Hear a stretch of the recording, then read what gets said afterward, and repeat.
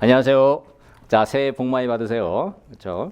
자, 우리 그 2기 컨셉은요, 이번에 우리 판례를 중점적으로 해서 우리 시험이 이제 계속 판례 위주로 시험이 이제 출제되고 있으니까 판례 쟁점을 가지고 그다음에 이제 우리 그 기출문제 여러분들 그 기출문제를 이제 저는 이제 20년씩 여러분 보고 이제 스파르타로 열심히 써보라고 하시는데 말씀을 드리는데 저는 이제 36회 이거 다 분석을 해가지고요.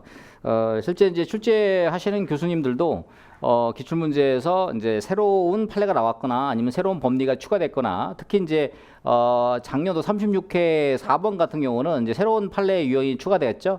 종전의 도정법에 강학상 인가로 보든지 아니면 우리 그 강학상 특허로 보는 그런 그 판례에서 주류가 우리가 강학상 특허로 보는 조합 설립 인가 처분이 그러니까 이제 그런 것처럼 이렇게 이게 그 새로운 판례 유형이라든지 새로운 법리가 출현을 해가지고 그다음에 이제 이번에 이제 첫 추변 아직 안 냈는데 뭐 첫 추변처럼 뭐 상대방의 동의 지난 시간에 잠깐 말씀을 드렸는데 상대 기본적 사실관계 동일성이 없더라도 명시적으로 상대방이 동의하는 경우에는 첫 추변이 가능하다. 뭐 이런 것처럼 새로운 법리, 새로운 판례, 그 다음에 새로운 이슈가 등장함으로 인해서 과거의 기출 문제가 이렇게 변형되는 케이스, 그렇죠? 그런 케이스가 시험에 좀 많이 출제가 되고 있고, 그 다음에 이제 오늘 이번 1주차에서 우리 36회 1번 유형으로 우리가 1주장, 2주장은 이제 그동안에 그 로스쿨 시험에서 주로 출제되는 패턴이었는데 올해 이제 36개 시험에 처음으로 출제가 됐습니다. 그래서 1주장, 2주장으로 나올 수 있는 게 우리 시험에 한 5가지 정도 돼요. 그래서 제가 2기, 3기 내에 5가지 패턴의 유형을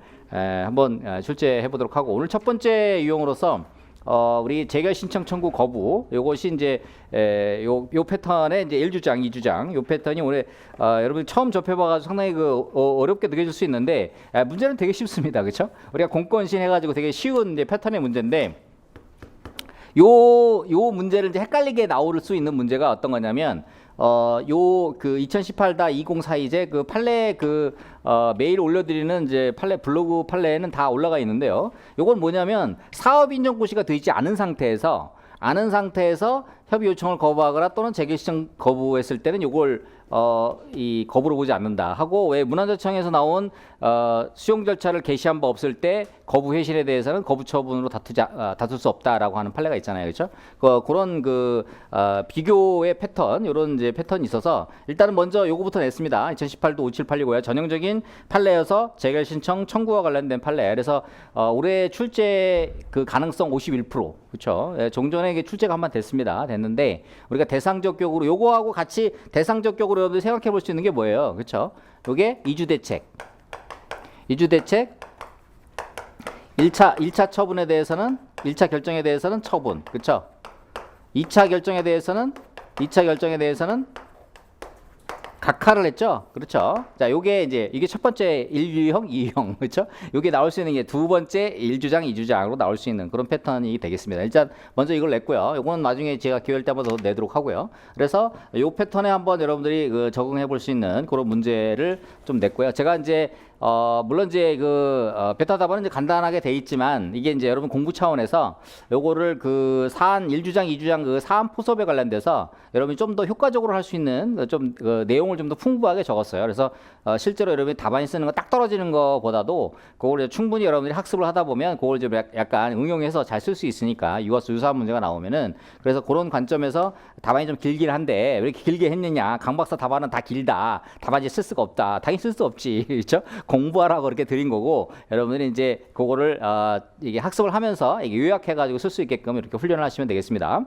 자, 오늘 이번 문제에서는 이거 전형적인 2008-104 이게 수용 재결 우리가 이의재결이 있으면 무엇을 소외 대상으로 할 수 있느냐, 전형적인 이제 원처분지 패턴 이런 패턴의 문제가 있고요. 그 다음에 2018-67 이거는 아직 출제가 안 됐죠. 이거는 출제가 아직 안 됐습니다. 그래서 제3자가 압류나 추심 명령을 하는 경우에 당사 적격이 상실되느냐. 과거에는 이제 상실된다 이렇게 봤어요. 근데 지금 이제 최근 대법원 판례에서는 제3자가 압류나 추심 명령을 하더라도 보증소의 당사 적격이 상실되지 않는다. 이 패턴. 그다음에 이제 추가적으로 이거 나중에 될 건데 2017 실질도 4일 둘둘 하나 판례가 있는데 보상 항목 저번에 제가 일기하면서 한번 말씀을 드렸어요. 최근 나온 판례 중에서 보상 항목의 유용에 관련된 판례가 있습니다. 그래서 일부만 보상 항목의 일부만 보증소를 제기할 수 있느냐 제기할 수 있고 사업 시행자도 그거 하다가 좀 불리한 처분이 나왔다 불리한 보상 내용이 나왔다 그러면 사업 시행자도 일부에 대해서 철회할 수 있도록 하는 이렇게 해서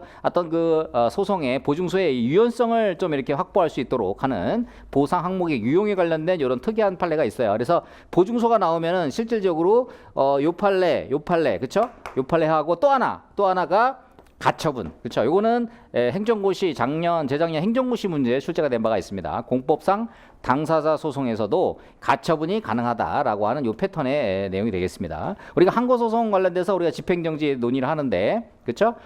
공법상 당사자 소송은 뭐 집행정지는 안 되지만 이 가처분 인정된다고 하는 거, 요 패턴 여러분들이 잘 좀 기억해 두시고, 그다음에 이제 우리가 자녀 영업 시설에 대한 보상 관련돼서 뭐 약술 형태로 언제든지 출제 가능한 거죠. 2015도 4044 요 아주 유명한 자녀 시설에 대한 영업 손실 보상에 관련된 패턴의 문제가 되겠습니다. 요거는 여러분들이 꼭 좀 외워두시면 좋을 것 같고요. 그다음에 이제 요게 올해 이제 큰 문제가 나오긴 했죠. 36회 1번 문제로서 큰 문제가 나오긴 했습니다만 요거는 뭐 다른 패턴으로 우리가 출제가 안 된 패턴으로서는 뭐 사업인정과 수용 제기 하자승계처럼 사적 지정 첨부가 사업인정고시 하자승계 패턴 뭐 이런 패턴도 아직 남아 있어요. 쟁점이 남아 있어서 우리가 풍납포송 관련된 사건 요거는 36회 1번에 출제가 됐으니까 뭐 제끼자 이렇게 하시면 안 되겠고, 이게 이제 21조 문제하고 연관이 돼서 21조 문제는 토지보상법 21조 문제는 두 가지 패턴으로 지금까지 출제가 됐습니다. 하나는 절차의 하자, 오늘 그냥 전반적인 판례 공부 차원에서 절차의 하자 패턴으로 하나 출제를 했고요. 요거 말고 그 21조에서는 제1항하고 2항에서 새롭게 들어간 게 뭐가 있냐면 3항까지 공익성 협의, 공익성 검토가 들어간 바가 있습니다. 그렇죠? 그래서 중앙토지수용위원회는 수용재결위원회, 이의재결위원회, 공익성검토위원회가 따로 있어요. 그렇죠? 그래서 이 공익성검토에서 우리가 형식적 심사, 그다음에 형식적 심사, 그다음에 실적 심사 관련된 요거를 표를 여러분 그 연기부터 일기까지 제가 외우라고 말씀을 드렸는데, 어쨌든 이 공익성 검토로 해서 사례 패턴으로 출제가 될 수 있는 그런 내용이 되겠습니다. 전반적으로 이제 여기 이제 순서대로 한 우리가 뭐 10몇 차례 있는데 한 반 정도는 이제 사업 인정부터 수용 재결, 그다음에 공용수용의 효과, 그다음에 뭐 환매권, 그다음에 부공법, 뭐 감정평가서 한번 쭉 가고, 그 다음에 절반 정도 지난 다음에는 이제 다 섞어가지고, 그렇죠? 섞어가지고 하고, 3기는 그냥 무작위로 1번 토지보상법, 2번 부공법, 3번 감정평가사법, 4번 그냥 약술 이런 식으로 이렇게 출제를 하는데, 어쨌든 한번 다시 진도 차원에서 여러분들이 뭐가 나올지 모르겠다 맨날 그 한법중에 저한테 문자 카톡 하는데 알려드렸잖아요. 그렇죠? 순서대로 내겠다 내가 무작위로 안 내고 일단은 한 절반 6주차까지는 저기 순서대로 낼 테니까 그 순서대로 잘 따라오시면 되겠습니다. 그렇죠? 그래서 오늘 그 출제한 전반적인 그 출제 의도를 좀 말씀드렸고요. 자, 1번 한번 보시죠. 자, 여기서 여러분들이 그 문제를 볼 때 여기서 주장 1, 주장 2 이렇게 하는 그 내용이 있어요. 그러면은 주장 1, 주장 2 할 때 그러면은 이제 토지보상법의 재결심 청구 일반론 내용을 요거는 이제 그 배점 안에서 간단하게 여러분이 적어 주시고요. 그렇죠? 그래서 재결 신청 청구의 그 근본적인 그 의의라든가 의의 취지는 뭐예요? 의의 취지는 수용을 둘러싼, 그렇죠? 법률 관계의 조속한 확정이라는 겁니다. 그렇죠? 그다음에 사업 시행자만 재결 신청권과 우리가 그 수용 플러스 보상금 관련된 그 일반적인 재결을 얘기하는 거예요. 그렇죠? 9조부터 뭐 12조, 그다음에 23조, 24조 있는 손실보상금만의 재결은 사업 시행자하고 피수용자하고 동시에 할 수 있지만은 우리가 일반적인 수용 플러스 그 다음에 보상금 관련된 이런 것들은 사업 시행자만 하고 돼 있는데, 사업 시행자만 하고 있으니까 피수용자는 억울할 수 있잖아요. 그래서 빨리 그러면 우리가 보상금을 받은 거는 우리 그 법제의 특성이 뭐냐면 협의를 하든지 아니면 재결이 나와야 그래야 피수용자가 돈을 받을 수 있어요. 일본 토지수용법은 가격 시점을 사업 인정으로 하면서 언제든지 보상 청구를 행사해가지고 돈을 받을 수 있는데, 우리 법제에서는 특징이 협의를 하지 않으면은 무조건 재결이 나와야 내가 그 이유보 쓰고 보상금을 이렇게 수령할 수 있거든요. 그러다 보니까 사업 시행자에게 모든 전권이 들어가 있는 거예요. 그렇죠? 그래서 이를 방지하기 위해서 재결 신청 청구권이라는 제도를 두어서 재결 청구권을 행사하게 되면 조속히 재결 신청을 해가지고 법률관계를 종결할 수 있도록. 그래서 수용을 둘러싼 법률관계의 조속한 확정, 그 다음에 공평의 원칙, 그렇겠죠. 이런 취지가 되겠습니다. 그래서 우리 법제에서 30조의 규율을 하고 있고요. 그래서 이 조항은 여러분들이 실제 시험에서 나왔다 그러면 토지보상법 30조 규정을 외우시든가, 조문을 안 줬다 그러면 외워서 쓰고, 줬다 그러면은 그 내용을 언급을 해주시면 되겠습니다. 그래서 사업인정 고시가 된 후에 3페이지 보시면 협의가 성립되지 아니하였을 때는 토지 소유자와 관계인은 대통령으로 정하는 바에 따라 서면으로 사업 시행자에게 재결을 신청할 것을 청구할 수 있다. 그렇죠? 요거 관련돼서 그 특징이 언제까지 하라 이런 말이 없어요. 그렇죠? 우리 법이 좀 그런 점에서 보면은 그 뒤에 나와 있는, 여러분이 재결 신청, 그러니까 사업기간, 우리 토지보상법은 1년 이내에 이제 재결 신청하도록 있고, 개별법에서는 사업기간 내 하도록 돼 있잖아. 그치? 근데 여기서 여러분이 함정에 딱 빠져가지고, 함정이 뭐냐면, 재결 신청 사업기간이 경과하였다. 경과했다 그러니까, 경과했으니까 못하는 거 아니야? 그치? 못하는가? 거부했다? 이거 아무것도 아니네. 처분 아니네. 이런 식으로 생각을 할 가능성이 높아요. 그쵸? 그래서 문제를 출제한 거예요. 그쵸? 그러니까 여러분들이 우리 법제에서는 언제까지 하라는 말은 없어. 그렇죠? 왜냐면 이제 우리 통상적으로 1년 이내에 재결 신청을 하자면 이제 재결이 실효된다는 거, 그러니까 사업 인정이 실효된다는 거, 그 다음에 사업 기간 내에 이렇게 하도록 돼 있지. 이 재결 신청을 그렇게 하고 돼 있지. 그 청구에 대해서는 어떻게 하라는 말은 없어. 그렇죠? 그게 특징이야, 우리 법에. 그렇죠? 그러니까 왜 이렇게 해놨을까? 제가 보기에는 약간 법의 불비라고 봅니다. 법의 불비라고 보는데, 어쨌든 간에 법은 그렇게 돼 있어, 규율이. 그죠? 그 다음에 신청의 요건 당사자, 토지 소유자 관계인, 피청구자는 토지 수용의 재개를 신청할 수 있는 사업 시행자가 원칙이고, 업무 대행제도 할 수 있다. 청구 기간에 대해서는 기본적으로는 사업인정 고시 이후에, 그쵸? 우리가 전체적으로 그 재결 신청할 수 있는 기간인데, 그쵸? 다만 우리가 재결 신청구 관련된 그 판례에 대해서는 협의가 만료일 날 기산하는 이런 내용이 따로 있습니다. 그다음에 이거를 이제 서면으로 해야 되느냐, 뭐 이런 부분이 명확하게 없지만 통상적으로 우리가 서면으로 일반적으로는 한다 이렇게 보시면 되겠고, 그다음에 재결 신청 청구의 효과 하면은 사업 시행자는 청구 받은 날로부터 60일 내에 재결 신청하도록 돼 있죠. 그래서 그 60일의 기산장, 원래는 청구가 있으면 날부터 기산하도록 돼 있어요. 근데 그렇게 되면 이제 악당 필수청구자가 있을 수 있으니까 대법원 판례에서는 협의가 만료일부터 기산하도록 한다라는 판례가 있다는 거, 이 특징. 여기까지는 여러분이 잘 쓸 수 있어. 그리고 이제 주장 1에서 자, 재결 신청 기간이 경고한 상태에서, 그러니까 사업 기간이 경고한, 사업 시행 기간이 경고한 상태에서 재결 신청 청구를 지금 해버렸어요. 그렇죠? 자, 그러면 우리가 여기서 헌거를 했으니까 이거에 대해서 이제 거부를 했다. 그렇죠? 거부를 했다 그러면 여러분이 이제 흔히 보는 이제 공권신, 그렇죠? 공권신.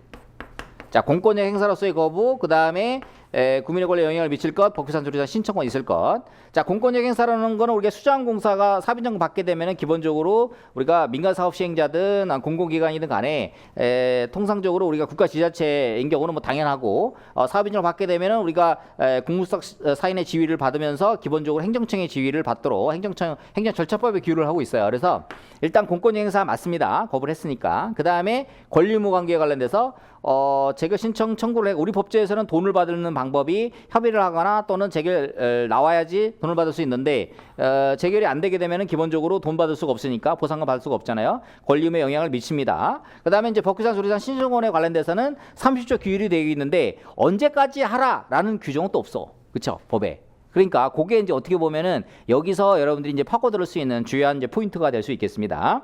자, 그러면은 대법원 판례에서는 기본적으로 그 처분에 대한 일반론, 그쵸? 어떤 것이 처분이 되려면, 행정 처분이 되려면 일반론에 대한 이제 판례들이 있는데요. 우리가 이제 대표적으로 수용 절차를 개시한 바 없는 경우에 그 판례가 있잖아요. 2012도 22966 판례가 있는데요. 행정청에 이게 그 항고도서 거부 행위가 항고도의 대상이 되려면은, 행정처분이 되려면 행정청 행위를 요구할 법규상 또는 조리상의 신청권이 국민에게 있어야 하고, 이러한 신청권에 근거 없이 한 국민의 신청을 행정청이 받아들이지 아니한 경우는 거부로 인해서 신청인의 권리나 법적 이익에 어떠한 영향을 주는 것이 아니므로 이를 항고소의 대상이 되는 행정처분을 할 수 없다.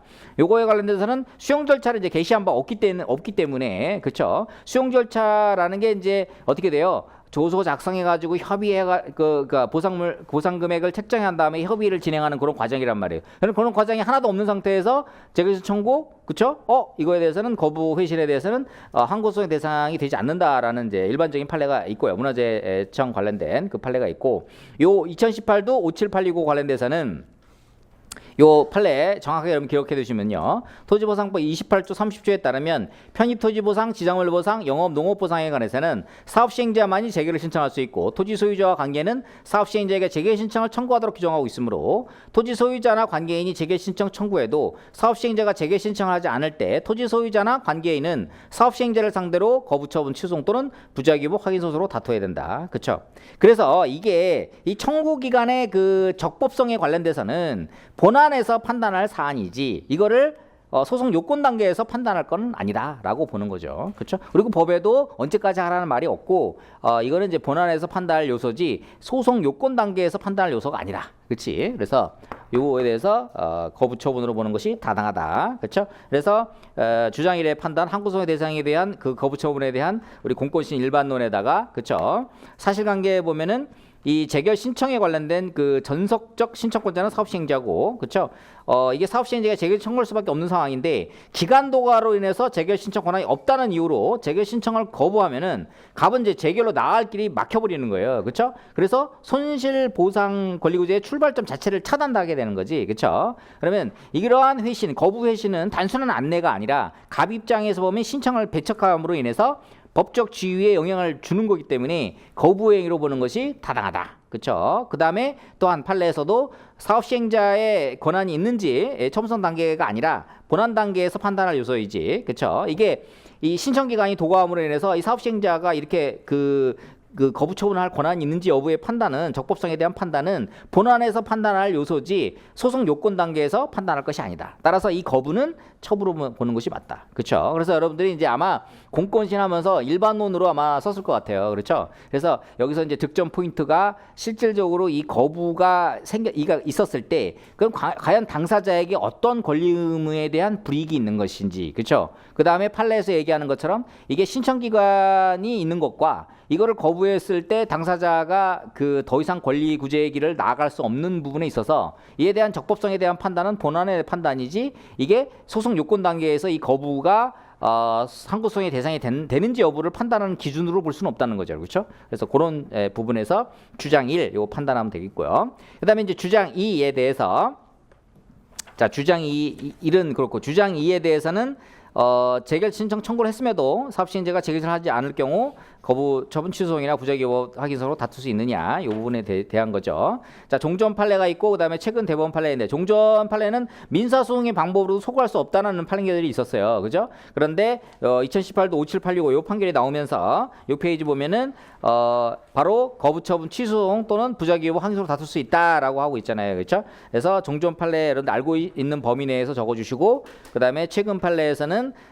당사자의 권리구제 측면에서 이를 거부 처분 취소송이나 부작위 확인서로 다투는 것이 타당하다. 그렇죠? 그래서 주장 2에서는 토지보상법 구조상 권리구제의 경로가 이렇게 지금 흘러가는 거고 그다음에 사업시행자가 재결 신청을 하지 않거나 거부했을 때 다투는 소송의 형식은 바로 거부처분 취소송이나 부작위 여부 확인서로 다투는 것이 맞다. 또한 재결 신청 청구가 적법해서 사업시행에게 재결 신청 의무가 있는지에 대한 이러한 부분은 소송 요건에 대한 부분이 아니라 본안 판단의 사항이기 때문에 자, 이 부분에 대해서 이렇게 여러분들이 판단해서 답안을 적어주시면 되겠습니다. 그래서 주장 1, 주장 2 올해 1번 문제 여러분 그 실제 시험 보신 분들은 상당히 속색했던 문제였는데 요거가 만약에 이런 식으로 나올 수 있다고 하면 이렇게 한번 여러분들이 논리를 잡아주시면 좋을 것 같습니다. 만약에 나오면은 요것 또한 비슷한 문제 출제 가능성이 있겠죠. 이주대책 1차 결정, 2차 결정 관련돼서.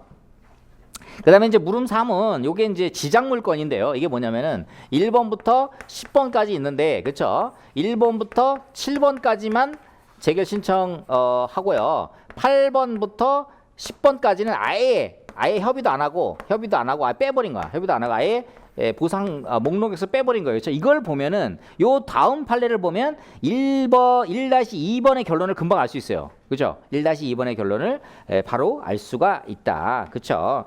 협의가 성립되지 아니했다는 해서 2011도 2309 판결에서 보면은 8페이지에서 보면 손실보상에 관한 이견으로 손실보상 협의가 성립하지 아니한 경우에도 재결을 통해 손실보상에 관한 법률 관계를 조속히 확정할 필요가 있는 점 등에 비춰볼 때 협의가 성립되지 아니한 때에는 사업시행자가 토지 소유자 등과 공익사업 토지보상법 26조에 정한 협의 절차를 거쳤으나 보상액 등에 관하여 협의가 성립하지 아니한 경우는 물론 토지 소유자 등이 손실보상 대상에 해당한다고 주장하며 보상을 요구하는데도 사업시행자가 손실보상의 대상에 해당하지 아니한다며 보상 대상에서 이를 제외한 채 협의를 하지 않아 결국 협의가 성립하지 않은 경우도 포함된다고 봐야 된다. 그렇죠? 그래서 요런 케이스, 이게 지작물 케이스인데요. 요런 케이스뿐만 아니라 아예 목록에서 빼버려 가지고 협의가 아예 안 되는 것도, 그렇죠? 이런 경우도 어떻게 돼요? 이 재결승 청구 관련돼서 가능하다라고 하는 이런 판례가 있기 때문에 이 판례를 통해서 여러분이 봤을 때 요게 2번 1-2번 문제의 주장 1, 주장에 대한 결론은 어느 정도 여러분 유추해서